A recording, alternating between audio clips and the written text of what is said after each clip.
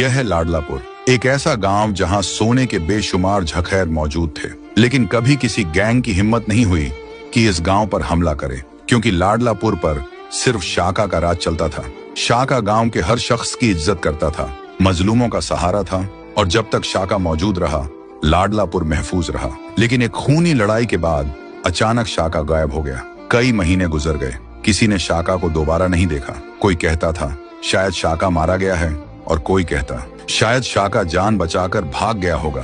हकीकत किसी को नहीं पता थी। शाका के न होने का फायदा उठाते हुए चिड़ीलाल अपनी गैंग के साथ लाडलापुर पर हमला कर देता है। गांव जलने लगता है, घर तबाह कर दिए जाते हैं, गांव वालों को बेदर्दी से मारा जाता है। चिड़ीलाल का जुल्म इतना बढ़ जाता है कि लोग अपना गांव छोड़कर भागने लगते हैं, लेकिन जो भी भागते हुए पकड़ा जाता उसे जिंदा नहीं छोड़ा जाता। लाडलापुर पर कब्जा करने के बाद चिड़ीलाल सोने की स्मगलिंग शुरू कर देता है, और फिर उसकी नजर पड़ती है गांव की सबसे खूबसूरत लड़की शबनम पर, जिससे शाका बेपनाह प्यार करता था। चिड़ीलाल शबनम को धमकी देता है, अगर तू मुझसे शादी नहीं करेगी तो मैं तुझे जान से मार दूंगा। जब यह बात शबनम के भाई चंदू को पता चलती है तो वह किसी तरह अपनी जान बचाकर गांव से भाग जाता है। चंदू का सिर्फ एक मकसद होता है, शाका को ढूंढना और वापस लाडलापुर लाना। वह गांव गांव शहर शहर भटकता है, लेकिन शाका का कोई निशान नहीं मिलता। कई दिन भूखा प्यासा रहने के बाद चंदू जंगल में बेहोश होकर गिर जाता है,